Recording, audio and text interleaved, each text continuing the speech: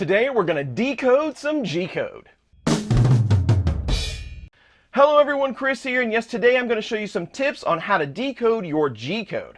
Now right out of the gate, this isn't for the beginning 3D printer user. It's for those folks that like to slash their way through code to try to achieve that perfect 3D print. If there are those folks out there other than me. Now this is going to be focused on Prusa Slicer because that's the slicer I use the most. And remember, you can use any 3D printer with Prusa Slicer. In fact, there's a lot of non-Prusa branded printers available right out of the gate. So try to find your configuration to get you up and running quickly. In fact, we're going to be focused on the Ender 3 just because it's a very popular machine. Also, Prusa Slicer is open source. So you might be using a base of Prusa Slicer on your printer and not even know it, because a lot of companies start with that as a base. So hopefully they left these features in. Now for you Cura users, I don't use it a lot, but I do have some tips I'm going to throw in this video on how you can kind of do the same thing that you can for Prusa Slicer. There just might be a few extra steps. Now imagine that you have a Gcode that you printed out that looks really good. You go to slice that same model, you print it out with your version, and it doesn't look as good. How did that Gcode achieve those results? Well, this is how you can figure that out. There's a lot of downloadable Gcodes out there. You see a lot of them on SD cards by default. Hopefully they were sliced correctly, and we can use this process to try to achieve that perfect print. So let's not waste any time. Let's go to the computer, and I'll show you how I get all this done. So here we are in Prusa Slicer 2.60. Now let's just grab some files. We're going to generate some Gcode, we'll make some changes, and I'll show you how I compare them so that I can achieve the best print that I possibly can. So we'll just grab any STL. The Benchy will do, and we're just going to slice it. We're just sticking with the defaults, and we'll hit Export Gcode. And we'll just call this Benchy Default. Now, what if you had a Gcode you didn't know what was in it?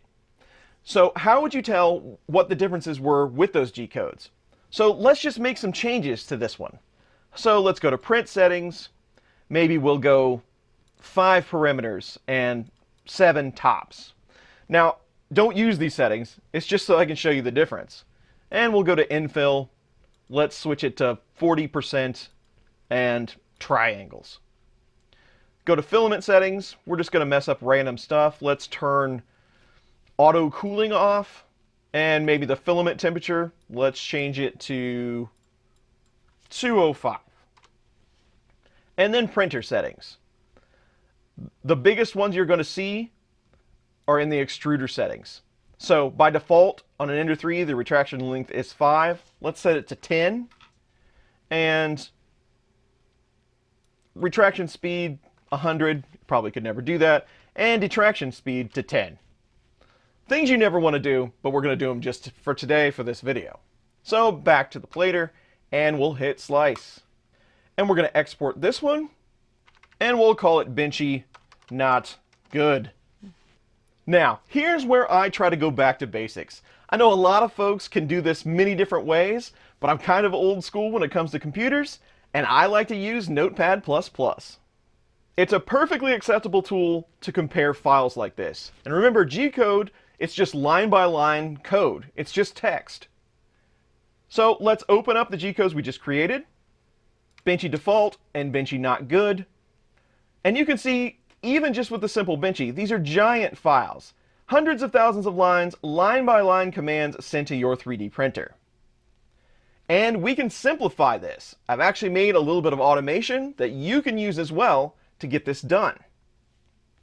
The first thing you want to do is go to Plugins.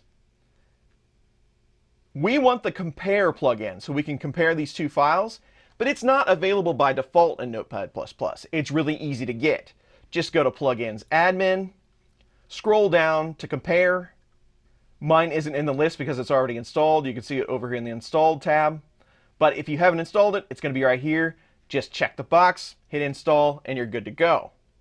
Now, what we're interested in are all the settings that got set when that Gcode was created.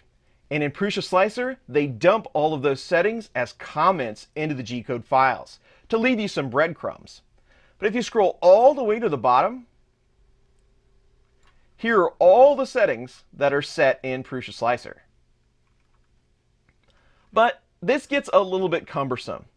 So what I've done is created a macro that will look for the top and bottom lines from Prusa Gcode and just give you those settings to compare them. It formats them the same way, so compare function works great. And since I've already got the macro, I just go to macro, I call it slicer settings to new file. It dumps 309 lines, the bottom section, to a new file that we can comb through.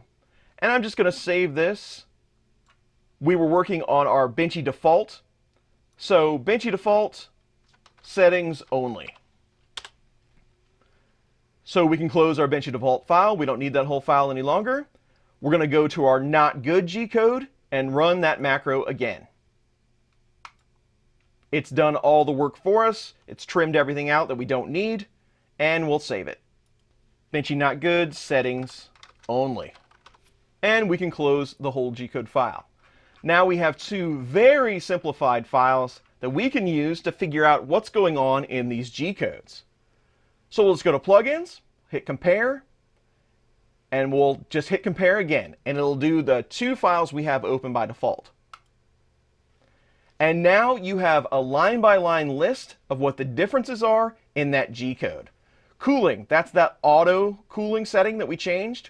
We turned it off, so it went from 0 to 1, or vice versa. Detract speed is right here. All these different settings that we changed, it's going to show them side by side. So again, imagine you have two Gcodes. One might be yours. One is something you don't know anything about. You can use these macros in Notepad++ to take a quick look, and then go back to Prusa Slicer. And let's say we wanted to change that cooling setting again. We'll go back to filament cooling. If you hover over that setting, it's going to give you the parameter name that it's going to call it in that file. See, it's listed as cooling. Let's take a look at another one. Retraction length, retract length. If we go back to that Gcode, there's retract length, and there's cooling. So you can see how this is really valuable to help tune in your Gcode and your 3D prints.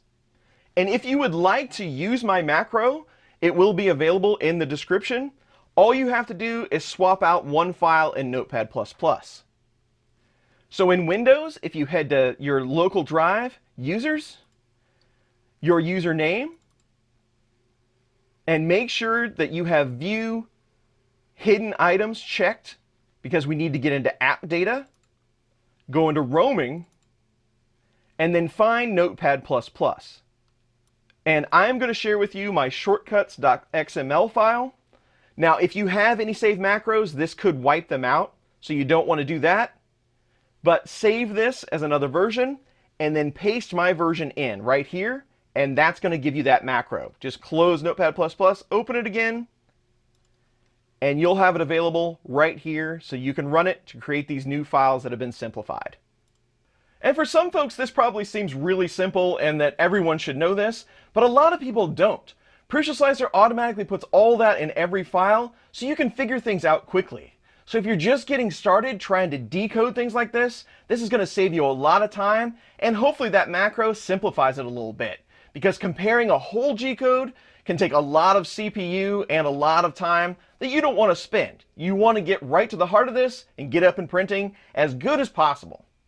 Now let's move to Cura. It does handle this a little bit different, but it has a few other features as well. So to start, I'm just going to slice my Benchy here in Cura. This is the newest version as of July 2023.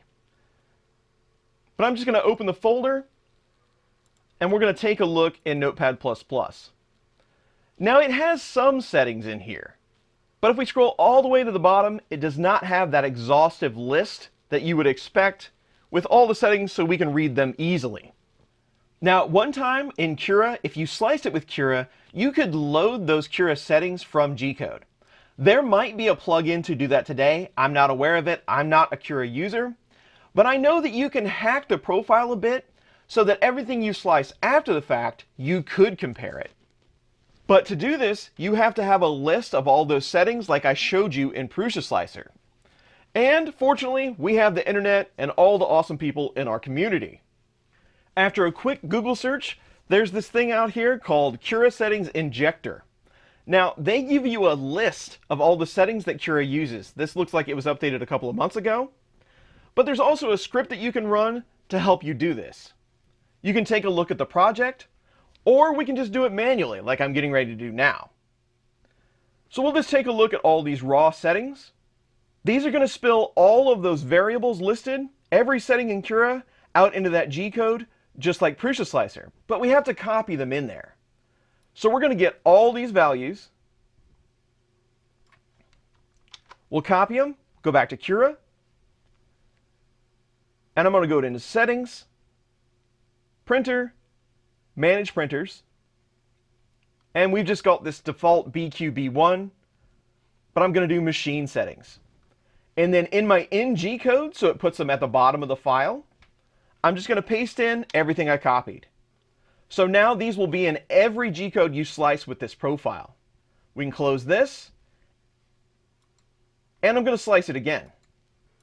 Now we can open that file up in Notepad++, the one with the new settings, scroll all the way to the bottom, and there's all the settings that were used to slice this file. And to make this even easier for you, I'm going to create a macro that you can pull in with that XML file that'll do the same thing for Cura. But you do have to use these settings exactly how I use them. So there will be a text file available in the description as well, so you can just copy and paste everything that I did. So to make it even easier, in my version, I'm just going to add another comment, and I'm going to create it exactly like Prusa Slicer does. The same verbiage, so I can use the same macro. So we're going to put in Prusa Slicer _config equal begin. I know this is Cura, but again, we want to be able to use the same macro. And we need an ending line as well. And you can probably guess what that end line is going to be. Prusa Slicer _config equal end. And we'll just close this out. We can hit slice with our new values.